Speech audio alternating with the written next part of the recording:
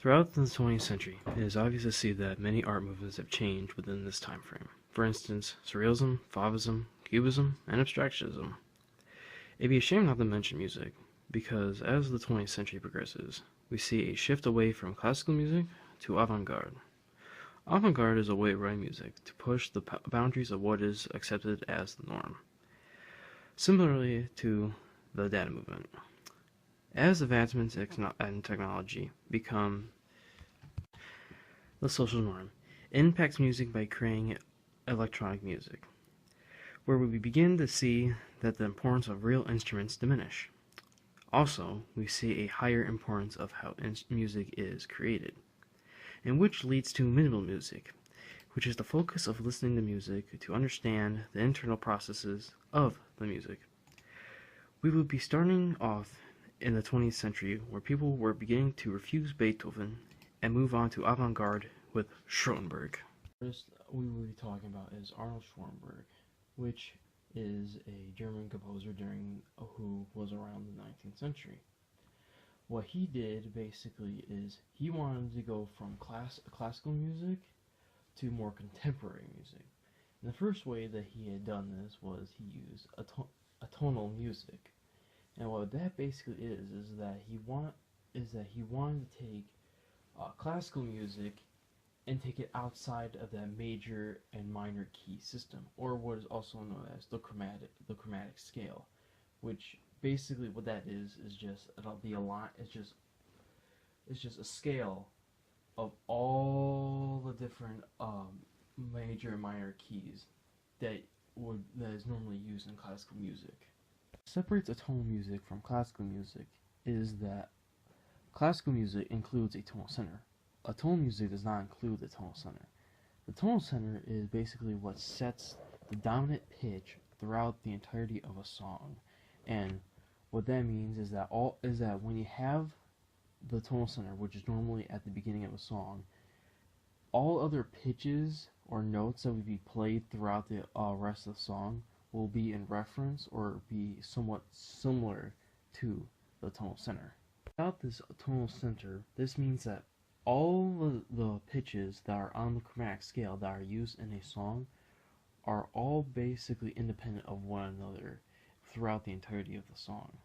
Another kind of musical technique that Schoenberg uses that is different from classical music is that he uses Klangfarbenmelodie.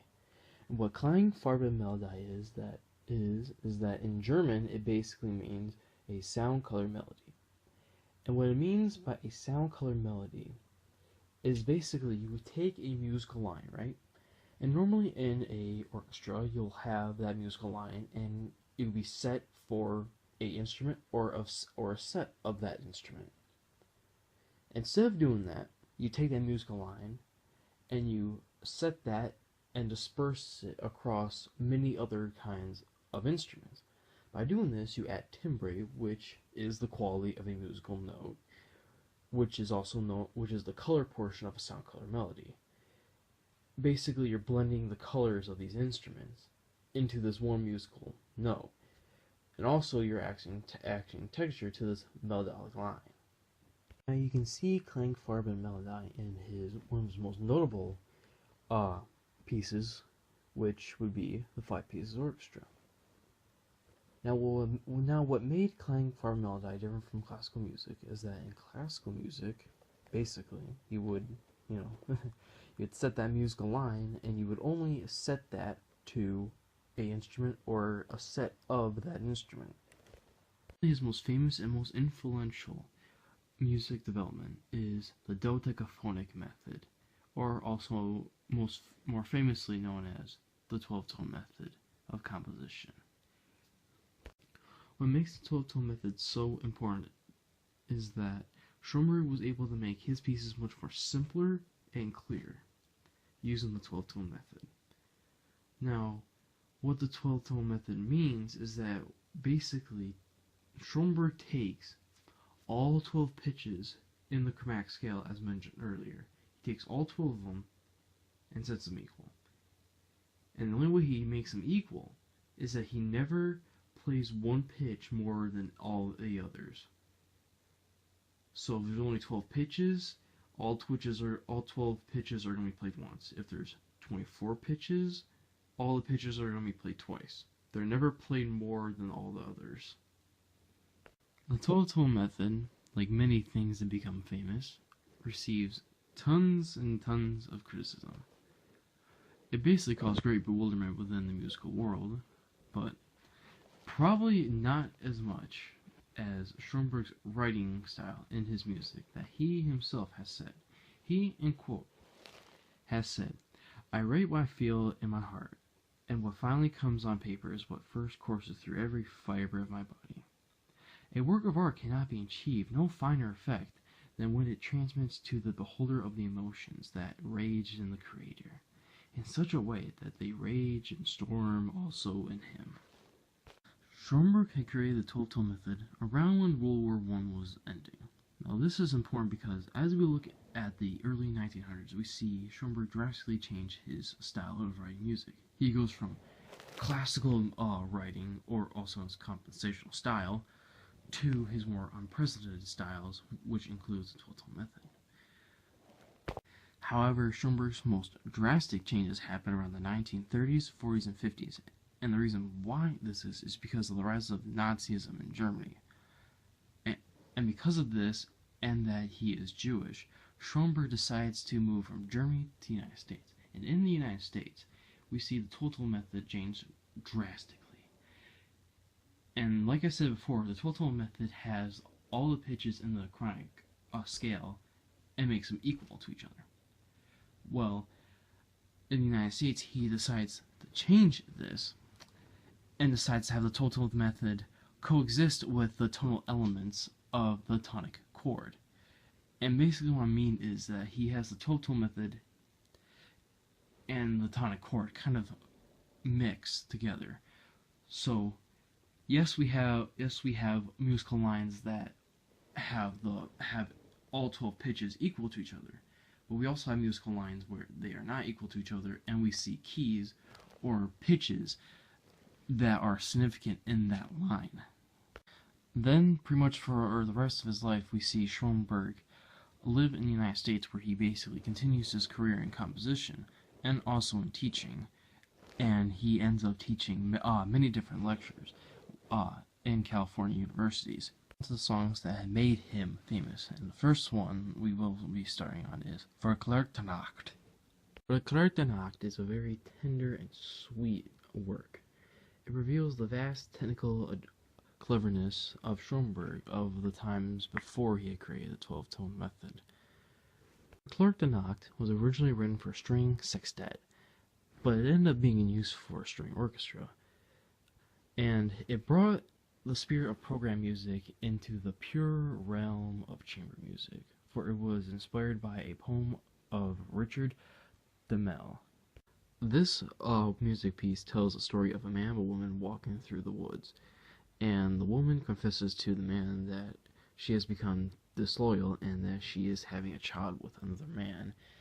And the reason why she tells this is because she's been feeling tormented by guilt after she has found out that she loves this man.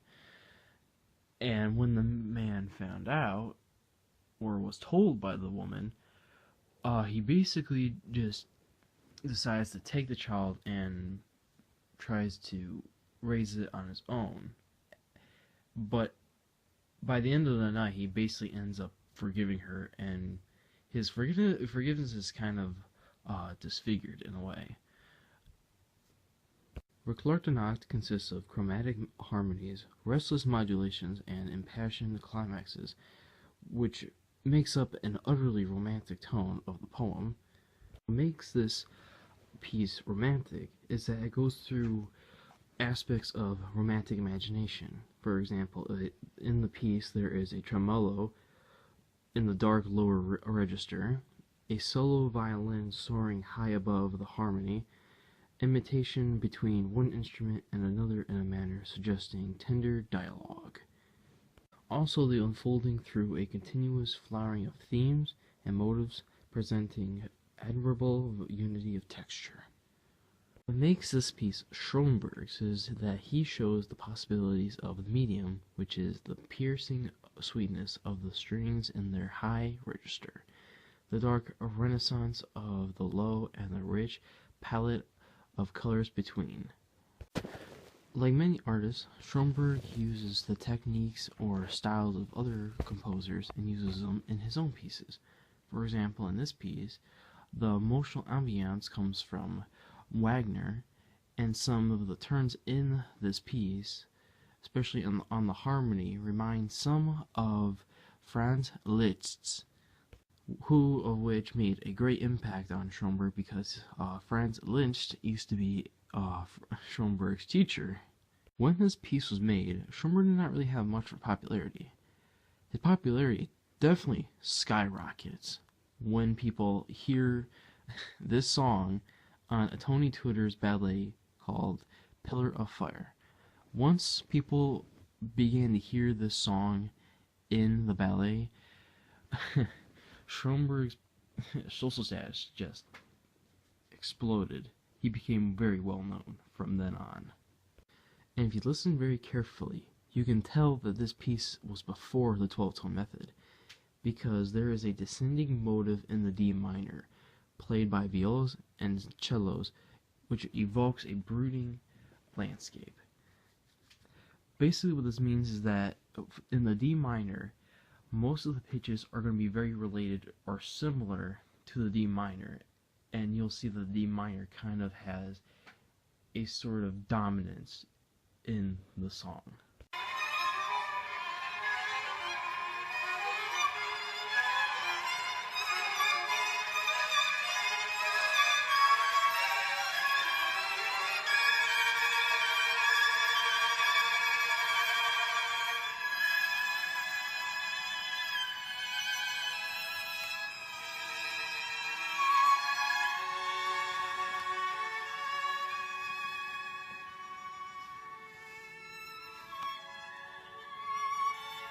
Another famous piece that Schoenberg has created is known as Pierrot Lunaire, and this work is written in free rhythms and unequal measures.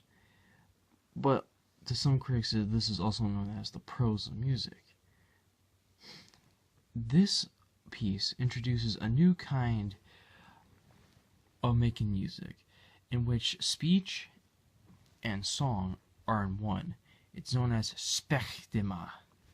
And this way of using both speech and song is very unique in Pierrot Lunaire, because Pierrot Lunaire, it consists of 3 groups of 7 poems, pretty much. And in the hidden story of Pierrot Lunaire, you have the character Pierrot in the first group singing about love, sex, and religion. In the second group, he sings about violence, crime, and blasphemy. And in the third group, he thinks about returning home to Bergamo and the past that haunts him. What also makes Pierrot Lunaire special is that it pairs a female vocalist with what is called a Pierrot ensemble. And what a Pierrot ensemble is that it's just a small orchestra consisting of a flute, a clarinet, a violin, a violoncello, a speaker, and a piano. Now some of you may be wondering, Schoenberg, a German composer, why would he make a piece that has a French name? Well, there's a simple explanation for that, and that is because Pierrot Lunaire is technically not his work. Technically, Pierrot Lunaire is a setting of 21 selected poems from Otto Henrik Hattelben's German translation of Albert Gerard's cycle of French poems of the same name. What also makes Pierrot Lunaire so unique is how it became famous. And the way it became famous is Schoenberg and a colleague of his decided to start a nightclub called Uberbrettel. And like all nightclubs, you need music. So Schoenberg decided to play Pierrot Lunaire, and it just became a hit. And Pierrot Lunaire basically made Schoenberg even more famous than he already was.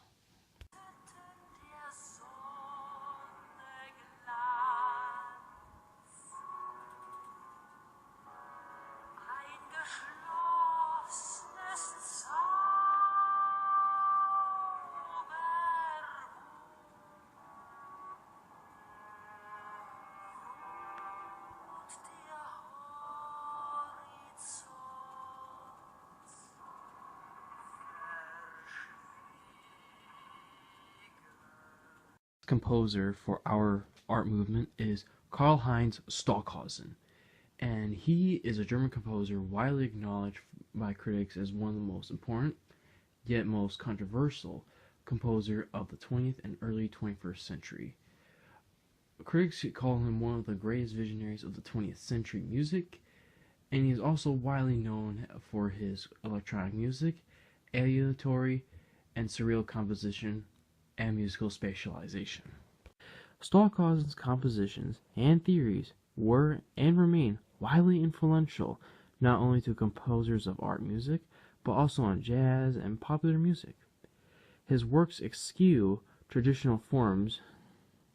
One of his first contributions to music was a new form of music known as automatic surreal composition, which basically means that a composition has elements in it that change musical components without having a theme to it. And this new kind of composition rejected the 12-tone technique of Schoenberg. And Stockhausen characterized these early compositions as punctuelle Musik, or punctual or paintist music. However, critics conclude, after analyzing several of these works, that Stockhausen was never really punctual. He never composed punctually. Basically, punctual music is music that consists of separately formed particles, which is opposed to more linear or group-formed, or also known as mass-formed music. Now on to what made Stockhausen really famous. He turns to electronic music with two compositions called Study 1 and Study 2. Then introduces spatial placements of sound sources within his mixed concrete music. And concrete music is really just recordings put into songs or some sort of music. And along with his electronic work, not only that, but Stockhausen also formulated new statistical criteria for composition. He wanted to focus attention on the aleatoric directional tendencies of sound movement. And what it means by aleatoric directional tendencies is seeing how sound moves within a composition. As Stockhausen keeps working more and more with electronic music, it leads him to explore modes of instrumental and vocal music in which performers' individual capabilities and the circumstances of a particular performance may determine certain aspects of a composition. This is what is known as a variable form. Otherwise, a work may be presented from a number of different perspectives. Then, Stockhausen starts using graphic notating for instrumental music, which is done by having a score written so that a performance can start on any page, and it might be read upside down from left to right. And in the 70s, Stockhausen calls for new kinds of concert halls to be built. He says that they must be suited to the requirements of spatial music. Critics say that it was an oversimplification to regard timbres as stable entities. His idea was of spherical space, which is fitted all around with loudspeakers.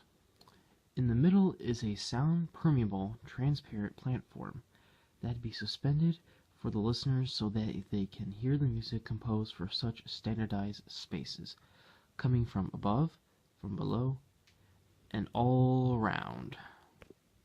Stockhausen designs the concert hall like this because he says that he wants his music to be heard from every surface around the room. Around this time, Stockhausen also turned to formula composition, which is a technique which involves the protection, multiplication of a single, double, or triple melodic line formula. Now, what makes formula composition different from other Stockhausen compositions is that Stockhausen's other compositions consisted of surrealism, in which, in surrealism, the structuring features are more or less abstract and remain largely inaccessible to the listener's ear. In formula composition, the musical specifications of pitch, dynamics, duration, timbre, and tempo are always directly evident in the sounds in which the listener can hear. And what doesn't create good music like some good old controversy? And in Stockhausen's case, he is excited throughout his entire career. And the reason for that is that his music displays high expectations about quote-unquote shaping and transforming the world, about the truth of life and of reality, about the creative departure into a future determined by spirit. So his music, like no other in the history of new music, has a polarizing effect, arouses passion, and provokes drastic opposition, even hatred. And in response to the hatred, Stockhausen says, "I hope my enemies will not on this account destroy me. I also hope my enemies find forms of retort that I can find richly fanciful, witty, pertinent, instructive, that grant me respect through a noble and truly humane form of amity." Contrapunta is meant to be played with 10 instruments: a flute, clarinet, bass clarinet, horn, trumpet, trombone, piano, harp, violin, and cello. It takes points of departure from another composer known as Warburn. And with these 10 instruments, they contrast among each other with 6 instrumental timbres, as well as extremes of note values and dynamic levels, into a homogeneous ending texture. Stockhausen describes this as counterpoint, or a series of most concealed and also the most conspicuous transformations and renewals with no predictable end. And what it means by a no predictable end is that you never hear the same thing twice, although it will feel like you are listening to the same thing. And this is done by having musical elements played off against one another simultaneously and successfully, in which, in its revised form, became his official opus, or his official piece, a process leading from an initial point texture of isolated notes toward a florid, ornamental ending, is opposed by a tendency of diversity, which is the 6 timbres, dynamics, and durations, toward uniformity, which is the timbre of solo piano, a nearly constant self-dynamic, and fairly even durations. This piece displays all ligaments of Stockhausen's style: the meticulous craftsmanship, or clever craftsmanship, the flexible rhythms, the placement of each note so as to maximize its significance, and its power to surprise, and the joy of weaving sound patterns for their own sake.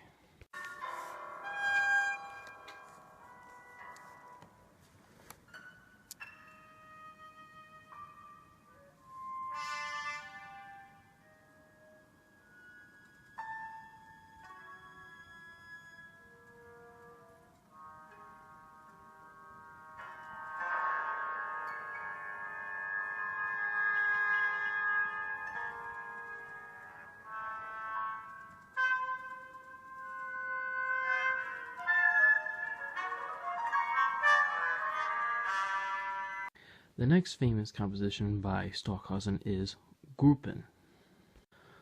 Gruppen, for 3 orchestras, is amongst one of the best-known compositions of Stockhausen.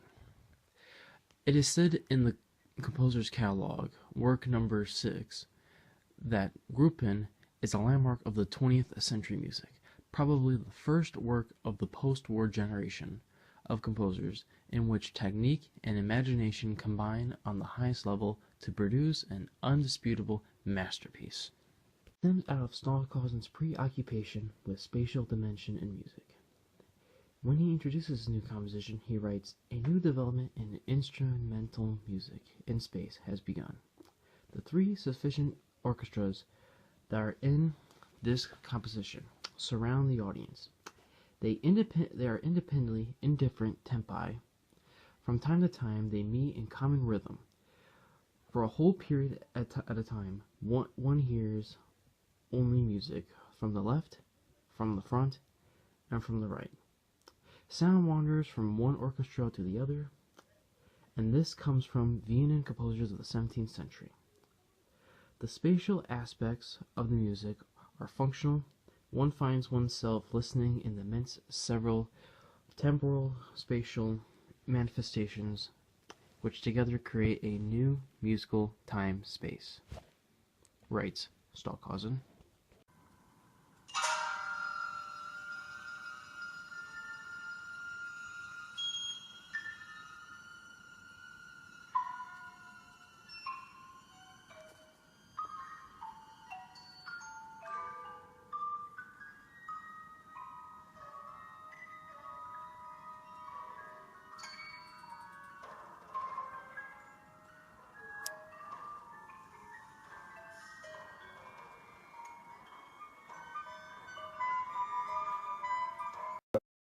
Following Schoenberg came John Milton Cage Jr. Now, John Cage was an American composer, music theorist, writer, and artist.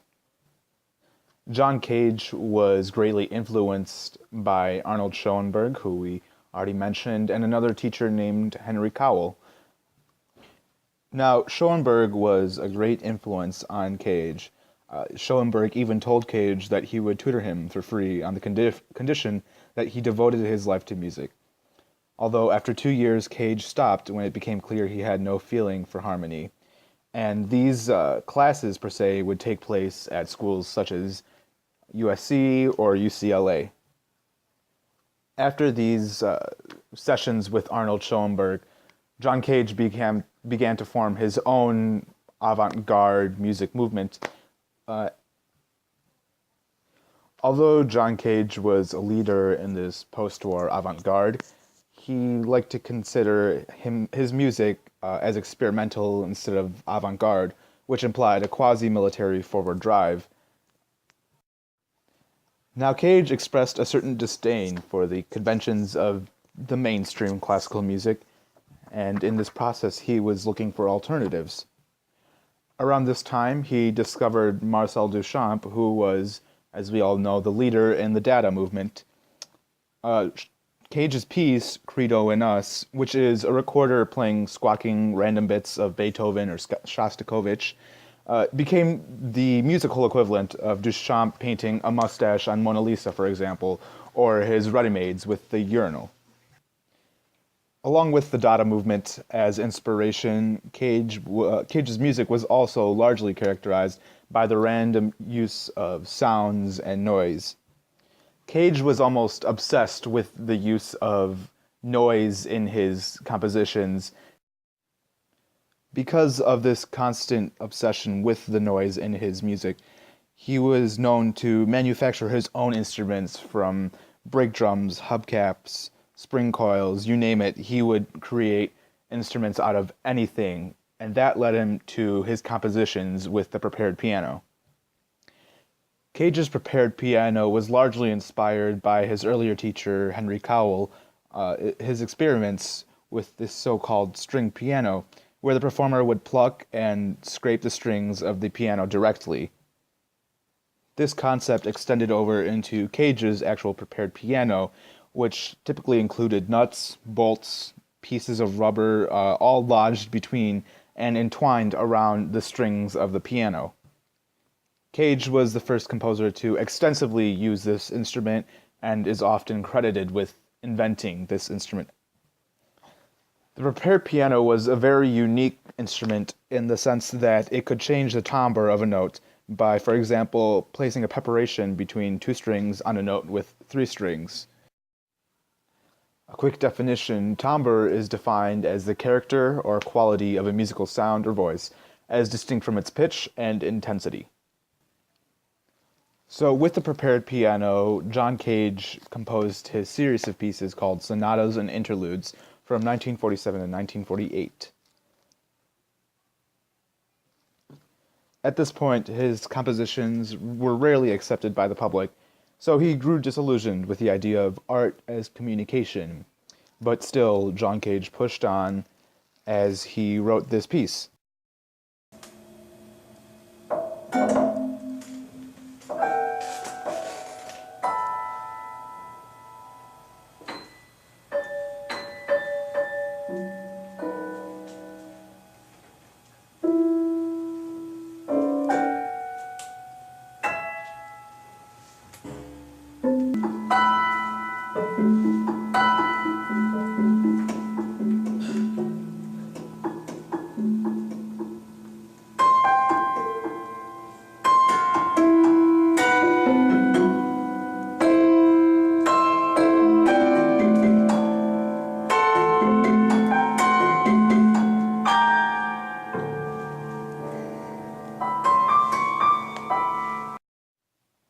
Now, after hearing and seeing this piece actually be played live, you can understand what the prepared piano is actually all about.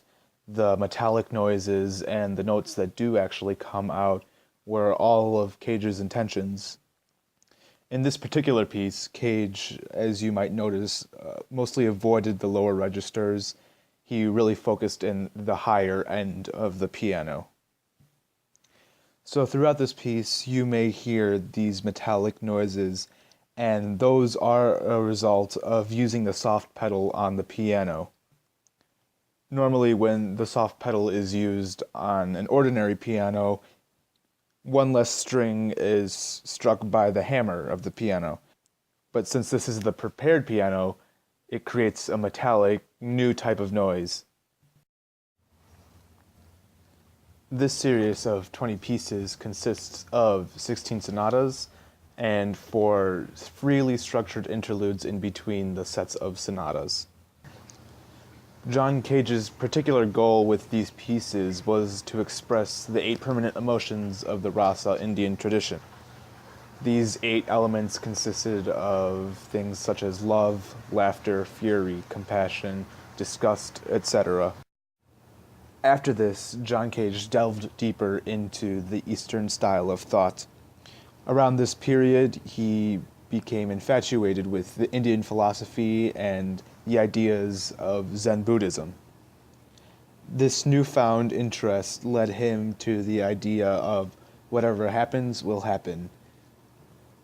This idea contributed to the use of chants in his music. Now, these chants decisions were nothing new of the time.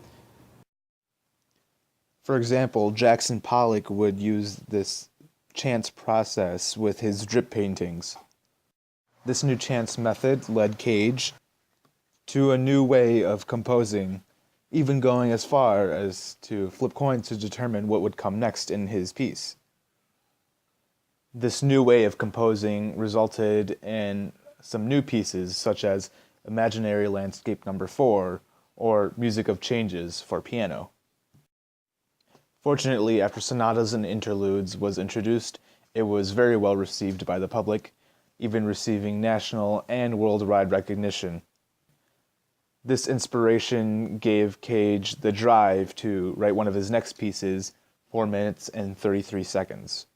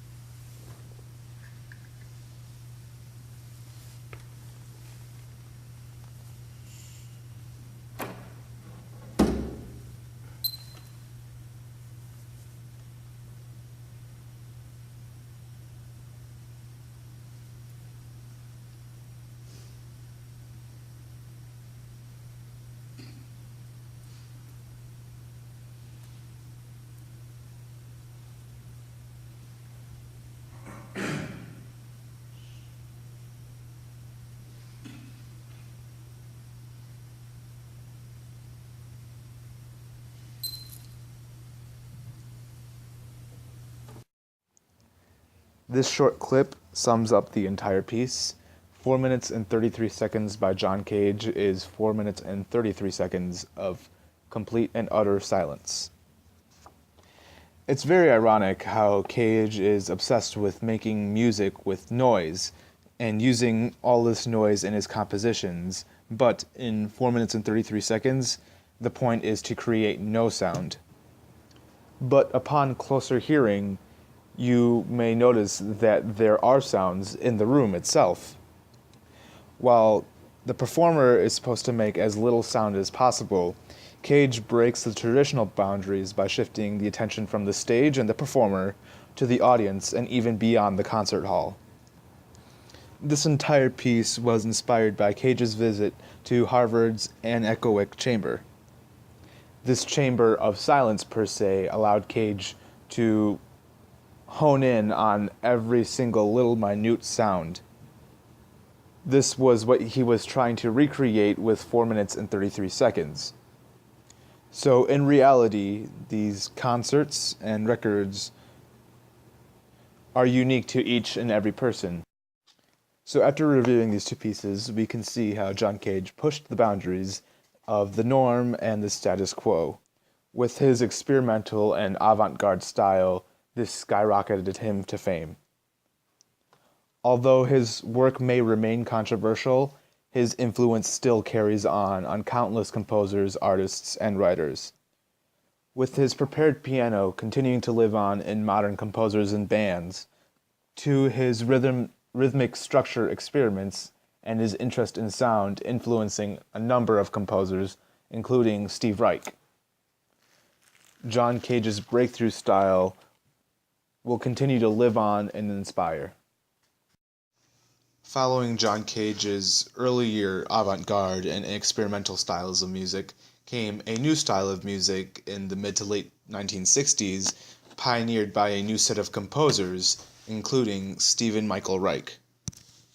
Now, Steve Reich, a composer from Juilliard and Mills College, was considered a first-generation minimalist, along with other composers such as Philip Glass. This new minimalist style of music was characterized by constant harmony, steady pulse, reiteration of musical phrases, and in Reich's case, the ability to hear the process happening throughout the sounding music. So with this new style of music in the 60s, one is able to see traces of modal jazz, psychedelic trance, and even rock and roll in Reich's music.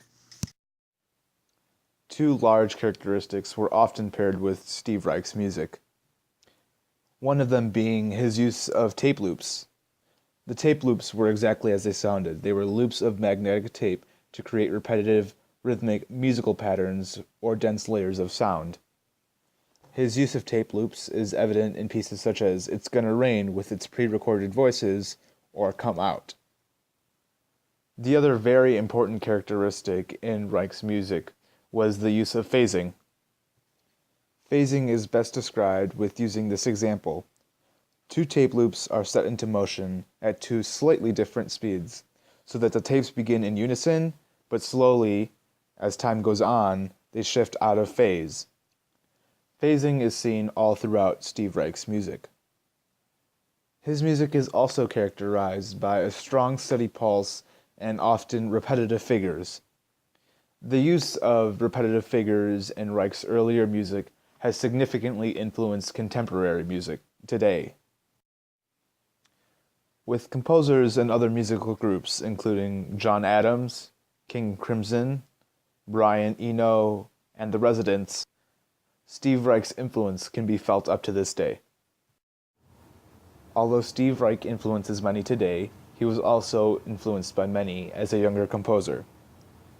With Schoenberg's 12-tone composition, he found the rhythmic aspects of the 12-tone series to be very interesting. And John Cage's work in rhythmic experimentation led to Reich's rhythmic-heavy composition style.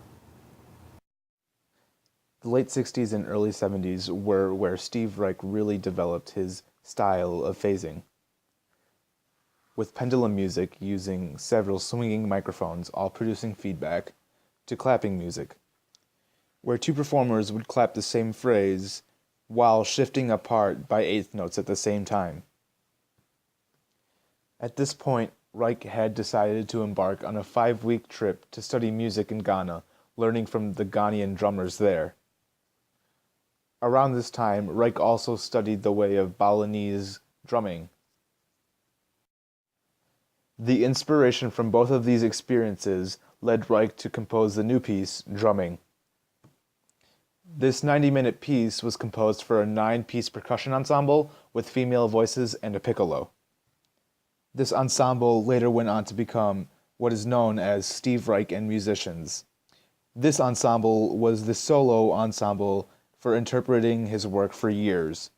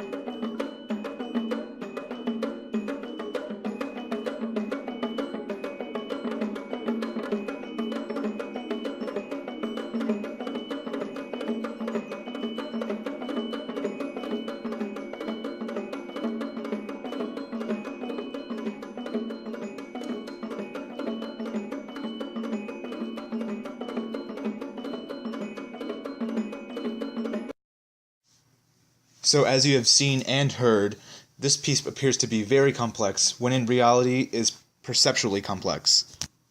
This is all due to Reich's phasing technique. The power of his phasing lies in its ability to produce highly complex interactions between layers of activity in an easy process through this ensemble. The first section really shows the process of Reich's phasing technique. The bongos start off by playing the same exact rhythm, and as time goes on, they may appear to be playing different rhythms, when in reality they're still playing the same rhythm, except they're using the phasing technique, which causes them to be out of time with one another, creating this concept of perceptual complexity. Now, as stated earlier, this piece was largely influenced by Ghanaian drumming. The connection with this piece and Ghanaian drumming is the use of African polyrhythmics in Ghanaian drumming. The word polyrhythmics means exactly what it sounds like. Many rhythms all played at the same time. So with the many phasing layers in Reich's piece, it appears to have this polyrhythmic structure. This piece is also known to have used interweaving and interlocking of these rhythmic figures, but with different pitch levels, thus creating a single line. You may have noticed how these different figures and different pitches lined up in the second clip, which is a clip of the beginning of the fourth movement. Overall, this piece consists of 4 parts. The first part contains 4 pairs of tuned bongos. The second part contains 3 marimbas and 2 female voices. The third part with 3 glockenspiel piccolos and whistling. And the fourth part contains the complete ensemble. As mentioned earlier, one large characteristic of minimal music is a steady, strong pulse. This aspect is overwhelmingly present in this piece by Steve Reich. Again, this strong, steady pulse is what has inspired contemporary musicians today. In 1974, a few years after Reich wrote Drumming, he began his work, Music for 18 Musicians. This particular piece was a response to his earlier works, which used instruments of the same color and timbre. Originally, he wrote this piece for his ensemble, Steve Reich and Musicians. Now, the ensemble, Steve Reich and Musicians, plays it with 18 people, but in reality, no other ensemble plays it this way. This is due to the fact that several people in this ensemble would double on more than one instrument for this piece. A unique aspect of this piece and many of other Reich's pieces is that there is no conductor. It was a pivotal decision in giving the conductorial responsibilities to all 18 people. This allows all of them to play together, move together, and be one as they play this piece. This also allows each member to be aware of each other.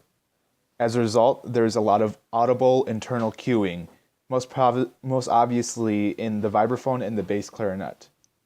Now this means that when the ensemble is ready to move on to the next portion, either the bass clarinet or the vibraphone will give an audial cue.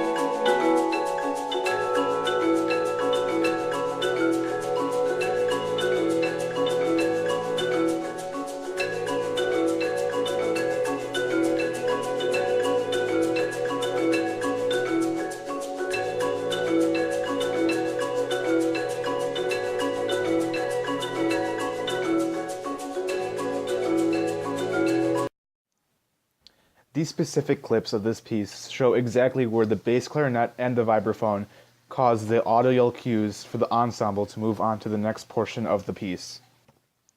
You may have also heard Reich's phasing and his strong, steady pulses.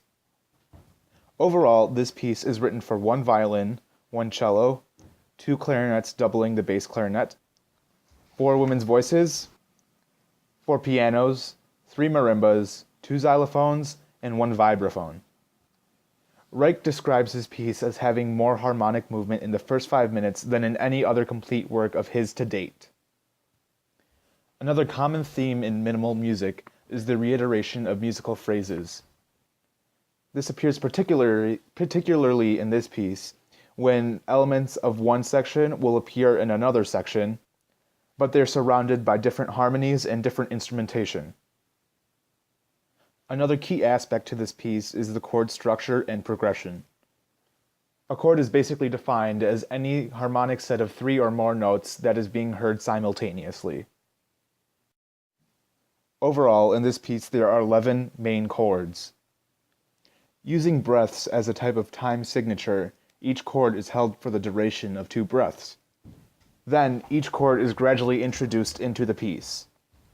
This occurs until each chord of the ensemble is being played, and then it returns to the first chord.